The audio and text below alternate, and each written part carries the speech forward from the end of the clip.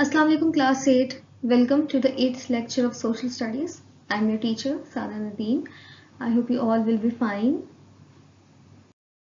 In the previous lecture we started chapter number 10, which is world environment and its problems. We studied about the advantages of science and technology in our daily life. Also we studied about the disadvantages, about the problems which were caused by science and technology like pollution, global warming, and the use of insecticides and pesticides in farming or agriculture. In this lecture, we're going to study about the use of antibiotics, GM crops, and nuclear energy, and these three topics are on page number 84 and 85. And with these three topics, we'll complete this chapter also, chapter number 10. And after the reading of these topics, reading and explanation of these topics, we'll do the question number 2 of the chapter, and also the worksheet of this chapter which you have to solve on the booklets. Okay, so this is page number 84 of your book. We had already studied these two diagrams. We discussed these two diagrams in the previous lecture. Now we're going to start a lecture with this topic, use of antibiotics, then the nuclear energy, and then also this info box which is about GM crops and the pesticides.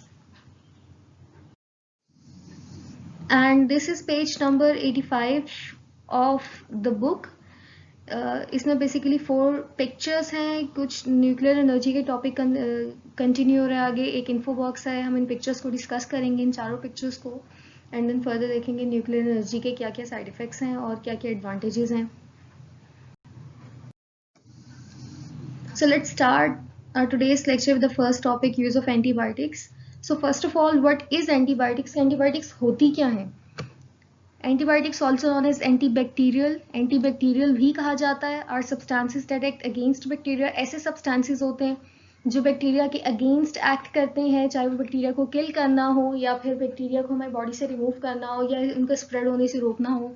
हम लोग as a medication antibiotics को use करते हैं bacterial diseases के against, कोई भी बीमारियों में कोई भी तरह की बैक्टीरिया, जब ऑब्वियसली बहुत सारी बैक्टीरियल डिजीजेस होती हैं तो उस कंडीशन में एंटीबायोटिक्स को यूज़ करते हैं एज अ मेडिसिन टेबलेट्स की फॉर्म में. ठीक है, लेकिन एंटीबायोटिक्स का और भी बहुत जगह यूज़ है. अच्छा, डेफिनेशन आपकी बुक में नहीं है एंटीबायोटिक्स की, मैंने जस्ट आपको एक्सप्लेनेशन के लिए इंक्लूड की है. आप लोग अपनी बुक्स पे साइड पे लिख सकते हैं कहीं पे ये, for your understanding. So antibiotics और कहाँ यूज़ हो रही हैं? फार्मर्स और ब्रीडर्स. अच्छा, ब्रीडर्स वो लोग होते हैं जो कि जानवरों को पालते हैं, उनको रेस करते हैं डिफरेंट पर्पजेस के लिए, मोस्टली बेनिफिट के लिए, एग, मीट या डेयरी प्रोडक्ट्स के लिए, इन सब चीज़ों के लिए. ठीक है, use antibiotics and other chemical preparations और बहुत से दूसरे केमिकल्स सच एज हार्मोन्स. ठीक है, हार्मोन्स, एंटीबायोटिक्स, इन चीज़ों को यूज़ किया जाता है. अब हार्मोन्स में भी आपके लिए एक न्यू वर्ड हो. हार्मोन्स बेसिकली इस तरह के केमिकल्स होते हैं हमारी बॉडी में जो कि हमारी बॉडी में डिफरेंट टास्क में हेल्प कर रहे होते हैं और बहुत से डिफरेंट टास्क कर रहे होते हैं हार्मोन्स. ठीक है, एक तरह से केमिकल्स ही होते हैं, मोस्टली लिक्विड फॉर्म में होते हैं, बहुत सी तरह के होते हैं, बहुत से डिफरेंट कामों में हेल्प कर रहे होते हैं. अगर मैं कॉमन हार्मोन्स की एग्जांपल लूँ तो दैट इज इंसुलिन. इंसुलिन के बारे में आप लोगों ने सबने ही सुना होगा. तो इंसुलिन बेसिकली एक हार्मोन होती है जो कि हमारी बॉडी में ब्लड शुगर लेवल को कंट्रोल कर रही होती है. ठीक है, तो एक बहुत सी इस तरह से जगह पे इस तरह से हार्मोन्स हेल्प कर रहे होते हैं. ठीक है, अब यहाँ पे हार्मोन्स या एंटीबायोटिक्स जो फार्मर्स एंड ब्रीडर्स यूज कर रहे होते हैं वो किस लिए यूज कर रहे होते हैं? So first one, keep livestock and poultry healthy. So सबसे पहले लाइवस्टॉक क्या होता है? लाइवस्टॉक उन जानवरों को कहते हैं, डोमेस्टिकेटेड एनिमल्स को कहते हैं जिनको पाला जाता है डिफरेंट पर्पसेस के लिए, मोस्टली प्रॉफिट के लिए ही पाला जाता है, इनकम के लिए, कि उनके गोश्त से या डेयरी प्रोडक्ट से जो इनकम आती है. इसी तरह से पोल्ट्री डोमेस्टिकेटेड बर्ड्स होते हैं जिनको पाला जाता है. ठीक है, एग और मीट के लिए. तो उनको हेल्दी रखने के लिए एंटीबायोटिक्स दिए जाते हैं कि कोई बीमारियां ना हो, कोई भी इस तरह से जर्म से प्रोटेक्शन के लिए दी जाती हैं. ठीक है, next, increase their weight for meat. उनका वेट बढ़ाने के लिए, किस लिए? कि गोश्त ज्यादा मिल सके. ठीक है, हार्मोनल इंजेक्शंस लगाए जाते हैं कि उनका वेट बढ़ सके और उनमें गोश्त जो है ज्यादा मिल सके. अब गोश्त में ज्यादा मिल जाता है, लेकिन क्या आपको लगता है कि उन हार्मोनल इंजेक्शन से वो न्यूट्रिएंट्स उनकी बॉडी में आते होंगे, उनकी गोश्त में आते होंगे जो हमें मिलने चाहिए उनके गोश्त से? सो बेसिकली ये एक डिसएडवांटेज हो जाता है उसकी. गोश्त तो ज्यादा मिल गया, लेकिन वो जो एडवांटेजेस हमें मिलने थे उनकी गोश्त से, अगर जो कि प्रॉपर डाइट से, अगर उन लोगों को प्रॉपर डाइट दी जाती, उसके थ्रू उनका वेट बढ़ाया जाता, तो उससे जो न्यूट्रिएंट्स आने थे वो फिर हार्मोनल इंजेक्शन से नहीं मिलते हमें. Next, increase dairy and egg production, के जो गाय वगैरह जो है दूध ज़्यादा दें, या फिर जो बर्ड्स हैं उनसे एग ज़्यादा मिले, एग की प्रोडक्शन ज़्यादा हो, इसलिए भी हार्मोनल इंजेक्शन जो है उन लोगों को लगाए जाते हैं।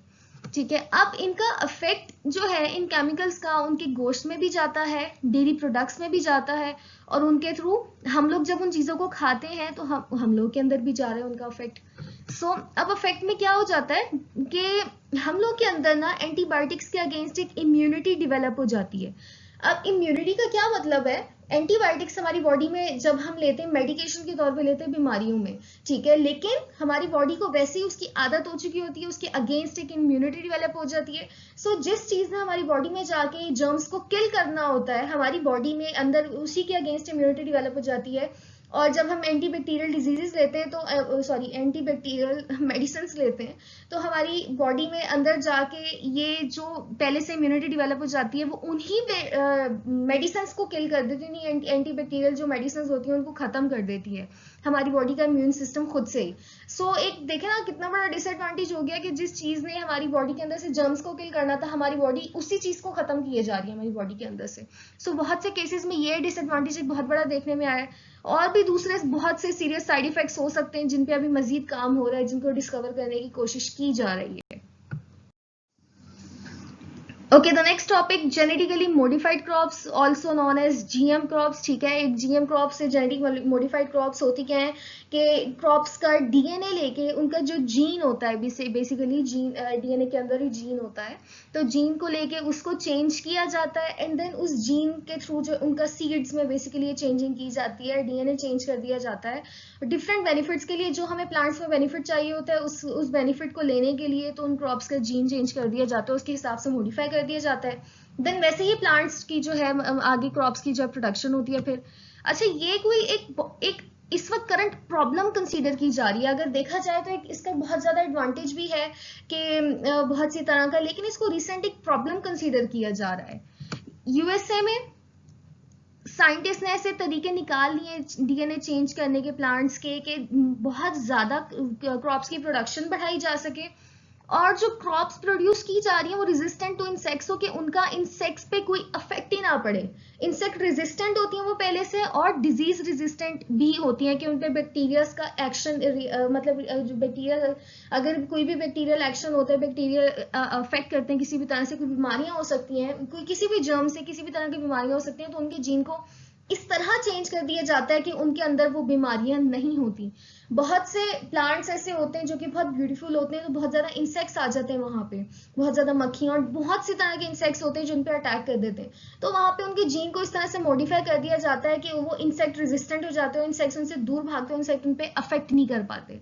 तो ये वाली चीजें जो है जेनेटिकली मॉडिफाइड के थ्रू की जा रही है, जो कि देखा जाए तो साइंस की एक बहुत बड़ी एडवांसमेंट, एक बहुत बड़ी सक्सेस है कि हम लोग इस तरह से ये चेंजिंग कर सकते हैं, इस तरह से काम कर सकते हैं, और हमें रिक्वायर्ड रिजल्ट मिल सकता है। लेकिन अभी इनका लॉन्गर टर्म पे जाके क्या रिजल्ट है वो किसी को नहीं पता है। एक बहुत करंट टॉपिक है रिसर्च का, एग्रीकल्चर की फील्ड में इस टॉपिक पे बहुत ज्यादा स्टडी हो रही है, देखा जा रहा है कि इनका क्या आगे रिजल्ट निकलना है, तो इस पर मजीद अभी काम हो रहा है। अभी हमें इनके इफेक्ट्स का ज्यादा नहीं पता है, अभी देखने में इनके कोई ज्यादा इफेक्ट्स नहीं आ रहे, लेकिन बहुत सी रिसर्चेज हो रही है। यूएसए में तो खासतौर पर बहुत ज्यादा यूज होते हैं जीएम क्रॉप्स, तो हर तरह के तो वहाँ पे यूज होते हैं, बहुत सी तरह के, तो वहाँ पे तो बहुत रिसर्च हो रही है कि क्या क्या बीमारियां भी वहाँ पे बहुत सी कुछ बढ़ती जा रही हैं, तो ये देखा जा रहा है कि क्या है वो बीमारियां इन्हीं क्रॉप्स के यूज की वजह से तो नहीं बढ़ रही है। सो बेसिकली अभी इन पे काम हो ज्यादा। नेक्स्ट, इन्फोबॉक्स। ठीक है, अब हमने टॉपिक कंप्लीट हो गया जो कि page number use of antibiotics था। ठीक है, देन इन्फोबॉक्स है, ठीक है, which is first one we are going to read about GM crops. So company producing, जो कंपनीज जीएम क्रॉप्स को प्रोड्यूस कर रही है वो कहती हैं कि वो इसलिए प्रोड्यूस कर रही हैं क्योंकि ताकि वो फूड जो है ज्यादा प्रोड्यूस कर सकें दुनिया के लिए, क्योंकि जिस तरह से पॉपुलेशन बढ़ रही है उसी तरह से हमें फूड की भी बहुत ज्यादा जरूरत है, हमें रिसोर्सेज की भी बहुत ज्यादा जरूरत है।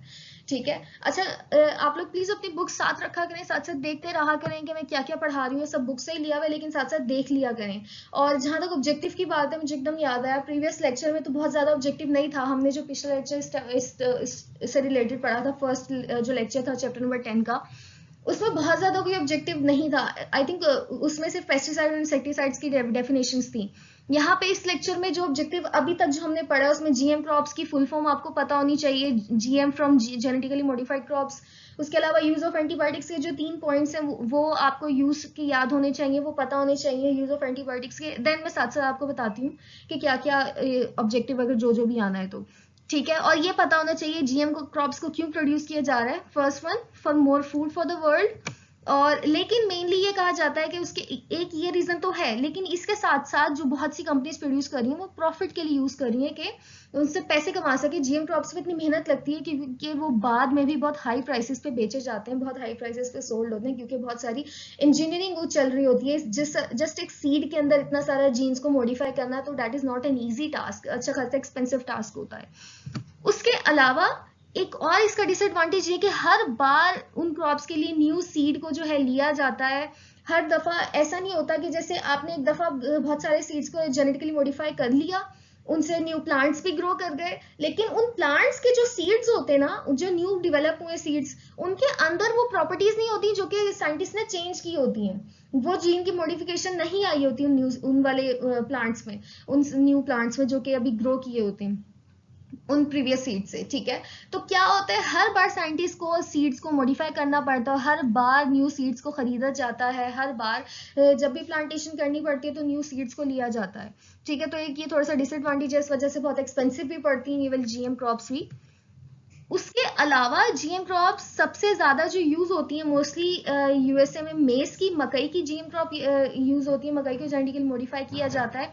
और एक ऑयल सीड रेप को, ऑयल सीड रेप ये मैंने यहाँ पे पिक्चर इंक्लूड की, ऑयल सीड रेप की पिक्चर एक तरह से फ्लावर होता है जिसके सीड से जो है ऑयल निकाला जाता है और वेजिटेबल में यूज किया जाता है, और भी बहुत से इसके एग्रीकल्चर में डिफरेंट पर्पजेज होते हैं, तो उसके लिए ग्रो किया जाता है। लेकिन मसला ये जीएम क्रॉप्स बैन हो चुकी हैं कहाँ पे, यूरोप में। यूरोप में यहाँ पे बिल्कुल इनको बहुत ज्यादा टेस्ट किया गया यूके में और बैन कर दिया गया यूरोप में इन क्रॉप्स को। तो लेकिन यूएसए में तो बहुत ज्यादा कॉमन है, यूएसए में बहुत ज्यादा अभी भी प्रोडक्शन इनकी हो रही है, यूएसए में लोग कॉमनली खा रहे हैं। लेकिन यूरोप में हम लोगों ने देखा है कि उनके बहुत सारे डिसएडवांटेजेस हैं जिसकी वजह से उनको बैन कर दिया गया इन क्रॉप्स को। ओके, तो सो इन्फोबॉक्स नेक्स्ट पार्ट है इन्फोबॉक्स का, pesticides which is about pesticides. Pesticides हमने प्रीवियस लेक्चर में देखा था कि पेस्टिसाइड ऐसे केमिकल्स होते हैं जिनको हर तरह की प्लांट्स में से इंसेक्ट्स और डिफरेंट डिजीजेस को किल करने के लिए यूज किया जाता है। अब पेस्टिसाइड्स में एक बहुत कॉमन केमिकल है डीडीटी। ठीक है, उसको यूज किया जाता है पेस्टिसाइड में, डेवलप्ड कंट्रीज में जो है उसको बैन कर दिया गया है, जो कि डेवलप्ड कंट्रीज है। लेकिन डेवलपिंग कंट्रीज में अभी ये जो है डीडीटी यूज हो रहा है। DDT is basically chemical compound, और इसकी केमिकल कॉम्पोजिशन देखें तो कार्बन, क्लोरीन और हाइड्रोजन से मिलकर बना होता है, एक पेस्टिसाइड के तौर पे यूज होता है। लेकिन इसकी पे स्टडी की गई तो ये देखा गया कि हमारे एनवायरनमेंट के लिए बहुत डेंजरस है और हम इंसानों के लिए भी बहुत डेंजरस है, क्योंकि वो केमिकल्स अंदर प्लांट्स में जा रहे हैं, उसके थ्रू हमारे अंदर भी जाते हैं बाद में। सो इस वजह से इसको बैन कर दिया गया। और अगर आप लोग सोच रहे हैं कि पाकिस्तान में स्टिल यूज होता होगा क्योंकि पाकिस्तान एक डेवलपिंग कंट्री है, तो नहीं, ऐसा नहीं है। पाकिस्तान में भी 2001 में ऑर्डिनेंस आया था और 1972 में, आई थिंक यस 1972 में यूएसए में बैन कर दिया गया था। लेकिन फिर 2001 में ऑर्डिनेंस आया था, पाकिस्तान में भी एक लॉ आया था एक, जिसके बाद इन पेस्टिसाइड डीडीटी के यूज को बैन कर दिया गया था। पाकिस्तान में से यूज नहीं होता है। So results are very harmful for people, और लोगों को अवेयरनेस देने की जरूरत है इससे रिलेटेड के लोग जहां पे यूज हो रहा है वहां पे यूज इसको ना करें। Okay, the next topic, nuclear energy. Nuclear energy को अगर हम जनरल देखा जाए तो एक जो एटम का न्यूक्लियस होता है उससे इतनी इमेंस एनर्जी प्रोड्यूस होती है कि उसको हम बहुत सी जगह पे यूज कर सकते हैं। मेनली सबसे ज्यादा जो इसका यूज देखने में आता है वो इलेक्ट्रिसिटी की प्रोडक्शन में, कि एक दफा इसका सेटअप मुश्किल होता है न्यूक्लियर पावर प्लांट का, लेकिन उसके बाद जो इलेक्ट्रिसिटी प्रोडक्शन होती है वो इतनी सस्ती होती है कि सिर्फ वो सेटअप पे पैसे लगते हैं, लेकिन जो उसकी आगे प्रोडक्शन होती है वो इतनी ज्यादा एक्सपेंसिव नहीं होती, बहुत चीप इलेक्ट्रिसिटी प्रोड्यूस करता है। तो एक बहुत एडवांटेज है न्यूक्लियर एनर्जी का, बहुत बड़ा उस केस में। इवन फ्रांस में जो 75 ऑफ जो उनकी पूरी एनर्जी है, इलेक्ट्रिक पावर सप्लाई है, वो न्यूक्लियर प्लांट से प्रोड्यूस कर रहे हैं, जो कि एक बहुत बड़ी सक्सेस है प्लांट्स के लिए, सॉरी फ्रांस के लिए। और उसके अलावा हाइड्रो इलेक्ट्रिक साइट्स उनकी अलग हैं, तो वो हाइड्रो इलेक्ट्रिसिटी को भी प्रोड्यूस कर रहे हैं और वो भी यूज कर रहे हैं। तो ये अच्छी खासी इस केस में फ्रांस में बहुत तरक्की हुई है। फ्रांस वैसे भी डेवलप कंट्री है। उसके अलावा न्यूक्लियर पावर का एक एडवांटेज एंडलेस, कि बहुत ज़्यादा कभी ना ख़त्म होने वाली, और चीप सप्लाई ऑफ इलेक्ट्रिसिटी, कि बहुत ज़्यादा सस्ती इलेक्ट्रिसिटी मिल जाती है। लेकिन इसके कुछ हार्मफुल इफेक्ट्स भी हैं कि एक्सपेंसिव, एक दफ़ा इसका एक्सपेंसिव पावर प्लांट का इंस्टॉल कर दिया गया है तो उसके बहुत से जो है टेरिबल डिजास्टर्स हो सकते हैं कि अगर उसको मैनेज सही तरह नहीं किया गया, अगर कोई डिज़ाइन में फ्लॉ है, कोई कंस्ट्रक्शन में कोई मसला है, अगर सेटअप आप इंस्टॉलेशन में कोई गड़बड़ आई है, तो उसके बाद इसके डिसएडवांटेज, बहुत बड़े बड़े डिजास्टर्स हो सकते हैं। और जो कि हमारी जो हिस्ट्री है, अगर हम वर्ल्ड की देखें तो उसमें डिजास्टर्स हुए भी हैं। उसमें एक सबसे बड़ा जो न्यूक्लियर डिजास्टर है वो चेरनोबिल का कंसीडर किया जाता है। ठीक है, चेरनोबिल जो कि रशिया में, अच्छा उस वक्त चेरनोबिल की जब बात करें, आपको पता होगा रशिया पहले सोवियत यूनियन था जिसमें 15 कंट्रीज पे कंसिस्ट करता था। तो ये जब डिजास्टर हुआ है, आई थिंक 1980 की, ओके 1986 की बात है ये, जब ये डिजास्टर हुआ था, जब ये इतना बड़ा ब्लास्ट हुआ था न्यूक्लियर पावर प्लांट में चेरनोबिल में। सो तब ये रशिया की सेपरेशन, तब ये सोवियत यूनियन था, यूएसएसआर था, बाद में इसकी सेपरेशन हुई थी। और इस वक्त जो है चेरनोबिल ये पावर प्लांट है, ये यूक्रेन में है, रशिया में नहीं है। तो उस वक्त रशिया ऑब्वियसली पूरा एक as a whole Soviet Union ही था। खैर, तो और डिजास्टर हुआ था, बहुत बड़ा डिजास्टर हुआ था। 4 रिएक्टर्स थे। अच्छा, न्यूक्लियर पावर प्लांट में रिएक्टर्स वो होते हैं जो बेसिकली न्यूक्लियर जो है रिएक्शन करा रहे होते हैं, जिससे एनर्जी प्रोड्यूस हो रही होती है। तो एक न्यूक्लियर रिएक्टर में ब्लास्ट हुआ था, वो वहां पे मैल फंक्शन थी, एक छोटी सी कुछ ह्यूमन मिस्टेक थी, मिसमैनेजमेंट थी, और जिसकी वजह से इतना सिवियर इसके रिजल्ट्स देखने को मिलते हैं कि अभी तक भी इसको, जो ये बिल्डिंग है, इसको एक बहुत ही हार्ड और मोटे से कंक्रीट मटेरियल के साथ इनक्लोज कर दिया गया है, इसको ऊपर से कवर कर दिया गया है कि इसके रेडिएशन मजीद एनवायरनमेंट में ना जा सके। और पता नहीं कितने सालों तक कि ये एरिया हैबिटेबल नहीं है, यहाँ पे इतनी ज्यादा रेडिएशन है। तो इतना डेंजरस है न्यूक्लियर को एनर्जी, अगर कहीं भी किसी भी तरह की मिसमैनेजमेंट हो जाती है, कोई भी जरा सा मसला हो जाता है तो। फिर उसके अलावा एक जो ये डिजास्टर्स अपनी जगह है, एक और जो न्यूक्लियर पावर प्लांट में इशू है disposal of radioactive waste, कि जो हम एनर्जी तो हम प्रोड्यूस कर रहे हैं, लेकिन उससे बहुत से रेडियो एक्टिव वेस्ट मटेरियल्स जो है प्रोड्यूस हो रहे हैं, जिसमें रेडिएशंस होती हैं और वो इतने डेंजरस होते हैं कि उसको, लेकिन जो वेस्ट मटेरियल्स हैं, अब हम लोग अभी तक भी ये नहीं समझ सके कि उनको डिस्पोज ऑफ कैसे किया जाए उन वेस्ट मटेरियल्स को। वो इतने तो हार्मफुल है, समंदरों में फेंक रहे हैं अभी तक। मोस्टली जो लोग ये न्यूक्लियर पावर प्लांट्स कर रहे हैं, समंदरों में फेंक रहे हैं, ओशंस में फेंक रहे हैं, जो कि बहुत गलत है कि उसका एक्वेटिक लाइफ पूरी तरह से डिस्ट्रॉय हो रही है। प्लांट्स हैं, जो फिश वगैरह हैं उसके अंदर। सो ये गलत चीजें, हमें अभी तक इस इशू को एक सही वे में रिजॉल्व नहीं कर सकें कि इस रेडियो एक्टिव वेस्ट मटेरियल का क्या किया जा सकता है। सो इस पर मजीद अभी काम हो रहा है। Okay, so this is the image of nuclear power plant Chernobyl before the disasters. It is in your book at page number 85. Yes, page number 85 पे है ये न्यूक्लियर पावर प्लांट की, चेरनोबिल की। और ये इमेज है बिफोर डिजास्टर के। ये आप देख सकते हैं इतना क्लियरली एक पिक्चर को, एक अच्छा खासा एक बहुत लार्ज एरिया पे बना हुआ है। And now this is the image of nuclear power plant Chernobyl after disaster. Disaster के बाद ब्लैक एंड व्हाइट पिक्चर आप देखिए किस तरह से डिस्ट्रक्शन हुई हुई है, पूरा एरिया डिस्ट्रॉय हो चुका है, जो एक टूम्ब है पूरा डिस्ट्रॉय हो चुका है। तो अच्छी खासी डिस्ट्रक्शन हुई थी इस पावर प्लांट के एक रिएक्टर फटने की वजह से, एक रिएक्टर जो में ब्लास्ट एक्सप्लोजन होने की वजह से। Now the conclusion part, this is the last paragraph of the chapter and the second paragraph on page number 85. ठीक है, इसमें बेसिकली कंक्लूड किया हुआ है कि क्या हम लोग इन साइंस एंड टेक्नोलॉजी से ले रहे हैं और मोस्टली क्या डिसएडवांटेजेस हमें मिल रहे हैं। Present age of science and technology has made life better. Obviously science and technology ने हमारी लाइफ को बहुत बेटर किया है, बहुत से डिफरेंट वेज में हमारी लाइफ बेटर हुई है हम लोगों के लिए, but can also release terrible dangers as we have seen above के। और बहुत से इसके टेरिबल डेंजर्स भी हैं, डिसएडवांटेजेस भी हैं, जो कि हमने अभी पढ़े हैं बाकी सब पूरे चैप्टर में। डेवलपमेंट ऑफ वेपन्स के एक सबसे बड़ा जो एक साइंस एंड टेक्नोलॉजी का एक डार्क एरिया आप कह सकते हैं कि development of weapons, especially the nuclear ones, कि जो इस वक्त हमारे वक्त की सबसे बड़ी ग्रेटेस्ट थ्रेट है हम लोगों के लिए। ये डेवलपमेंट हमने यूज कर तो ली है इन वेपन्स की, लेकिन ये कितने लार्ज लेवल पे डिस्ट्रक्शन कर रहे हैं, कितने लार्ज लेवल पे लोग, कितने ज्यादा लोग मर जाते हैं सिर्फ एक यूज की वजह से। मैन विद स्पेयर, अच्छा स्पेयर एक पहले यूज होता था एक जिसमें स्टिक होती थी और एक रॉड होती थी लंबी सी और ऊपर एक एरो होता था, जिसको किल करने के लिए वॉर्स वगैरह में यूज किया जाता था, मोस्टली मेटल का, कोई हार्ड मेटल का यूज किया जाता था। अच्छा, अगर एक स्पीयर से देखें तो सिर्फ और सिर्फ कोई 1 या 2 लोग ही मर सकते हैं, या फिर मैक्सिमम देखें तो 5 लोग। लेकिन इन मॉडर्न वेपन्स की प्रोडक्शन की वजह से, डेवलपमेंट की वजह से, स्पेशली जो न्यूक्लियर वंस हैं, कोई लिमिट ही नहीं है। एक कंट्री पे छोड़ दिया जाए तो मिलियन लोग एक सेकंड में, एक मतलब मिनटों के अंदर अंदर जो है मिलियंस में लोग मर सकते हैं, कि इतना ज्यादा डिसएडवांटेज है न्यूक्लियर वेपन्स के, इतना ज्यादा डेंजरस है ये। A single nuclear weapon dropped on a heavily populated city could wipe out millions in a flash, कि मिलियंस लोग एक झलक में, एक फ्लैश में जो है मर सकते हैं, सिर्फ एक न्यूक्लियर वेपन्स की वजह से।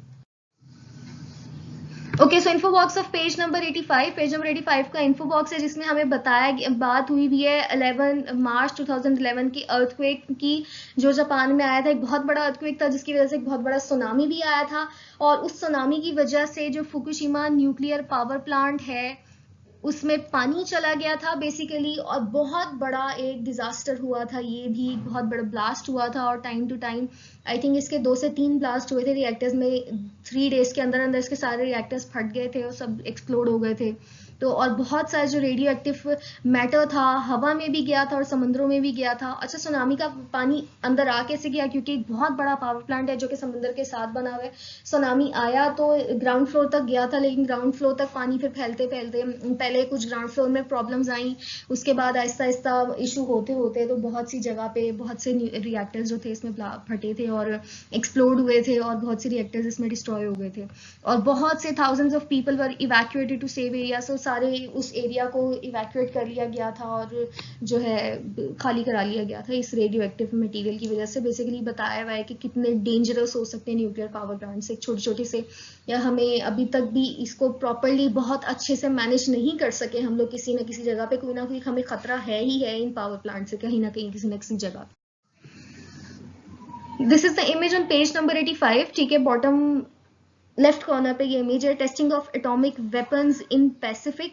अच्छा, यूएसए ने, पैसिफिक ओशन एक बहुत बड़ा ओशन है, उसमें बहुत से जो आइलैंड्स हैं, ठीक है, जो कि जिनमें बहुत ज्यादा पॉपुलेशन नहीं है। तो यूएसए ने कुछ ऐसे आइलैंड्स हैं, आइलैंड में प्लेसेस हैं जिनको लिया हुआ है, और वहां पे अपने एटॉमिक वेपन्स की टेस्टिंग की थी उन्होंने, और अभी भी मजीद एटॉमिक वेपन्स पे काम कर रहे हैं वहां पे उन जगहों पे।